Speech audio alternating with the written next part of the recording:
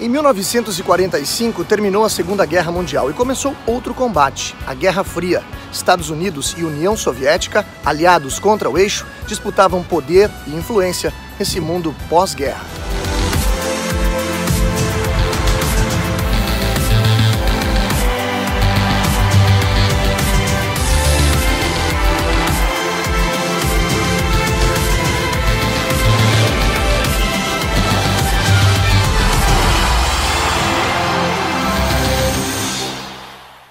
Poderia ter sido mais só uma das muitas lutas entre grandes potências, como as guerras entre a França de Napoleão e a Inglaterra, ou a rivalidade entre Estados Unidos e China na atualidade. Mas não foi. Cada um dizia lutar a favor da liberdade e atacava quem não queria ser livre do jeito deles. Para os americanos, o capitalismo era a liberdade e o comunismo era a escravidão do povo pelo governo. Para os soviéticos, o comunismo era a liberdade e o capitalismo era a escravidão do povo pelos ricos.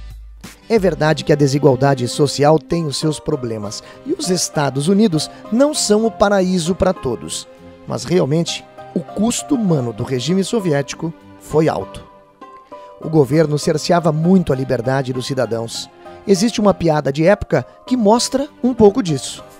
Um russo e um americano estão conversando, e o americano diz para o russo: no meu país nós temos liberdade de expressão, eu posso chegar no gabinete do meu presidente e dizer: presidente, eu não estou gostando do seu governo. O russo prontamente respondeu: no meu país também temos liberdade de expressão, eu posso chegar a hora que quiser no Kremlin, entrar no gabinete do presidente e dizer: presidente, eu não gosto do governo dos americanos.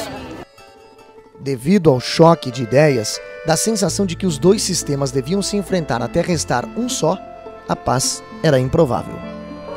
Nem poderia acontecer uma guerra aberta, graças à bomba atômica. Usada pela primeira vez contra os japoneses ao final da Segunda Guerra, a bomba possuía tamanho poder de destruição que qualquer guerra em que fosse usada pelos dois lados poderia ser a última.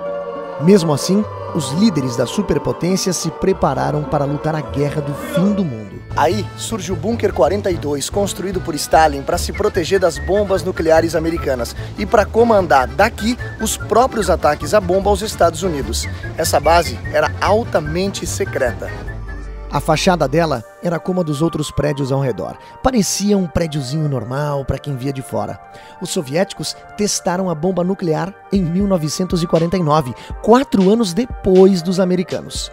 Os testes mostraram que para resistir a um ataque nuclear, o bunker precisava ficar a pelo menos 65 metros de profundidade, a altura de um edifício de 18 andares. Essa era a profundidade do Bunker 42. E Stalin deu uma missão impossível aos seus engenheiros, com 2 exigências. A primeira, que a obra fosse feita próximo ao Kremlin, para que os chefes de governo, em caso de emergência, tivessem acesso rápido ao local. A segunda é um total sigilo. Para que algum maluco, durante a construção, atirasse uma bomba ali para testar a resistência do bunker? Vai saber, né? Os sujeitos encarregados da obra conseguiram fazer tudo isso. Construíram em 6 anos, de 1950 a 1956, uma base secreta bem no meio da cidade, a 65 metros de profundidade, com 7.000 metros quadrados de área, mais camadas grossas de concreto para proteção. Conseguiram até fazer uma ligação entre o bunker e o túnel do metrô, mais uma medida para facilitar o acesso e o abastecimento. Stalin morreu antes de o bunker ser concluído e os seus sucessores continuaram o projeto. Em tempos de guerra, centenas de pessoas poderiam viver aqui no Bunker 42 por até 3 meses, o que garantia a estrutura de governo. Em tempos de paz, o bunker servia como uma central de informação. Os funcionários que trabalhavam aqui transmitiam ordens e informações entre o governo central e as bases militares. Na verdade, era tudo a mesma função. Pensa comigo. O bunker existia para abrigar o presidente durante uma guerra nuclear com os Estados Unidos. Numa guerra nuclear, não vai ter movimentação de tropas, não vai ter reconstrução depois de acabar a guerra, porque não vai sobrar ninguém para reconstruir. O que o presidente pode fazer é garantir que do outro lado também não vá sobreviver ninguém para contar a história. Mandar bombardeios e mísseis contra o inimigo para não morrer sozinho.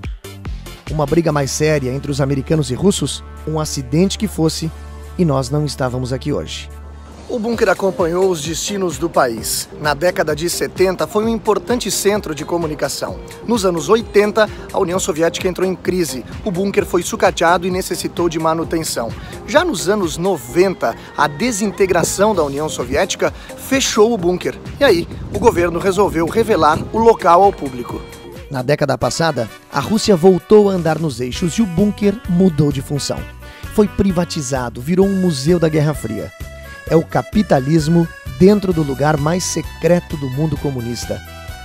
Os atendentes do museu, vestidos nos uniformes militares da antiga KGB, nos conduzem de volta no tempo e mostram a Guerra Fria vista pelos olhos dos russos. E o melhor de tudo, no final, posso voltar para a rua e deixar a guerra lá atrás. Esse foi mais um Vang no País da Copa. Curta, compartilhe os nossos conteúdos. A Vang na Rússia 2018. A gente se fala, a gente se vê. Tchau. Eu sou a Vang, eu sou o Brasil. A Copa do Mundo como você nunca viu. Vang Brasil!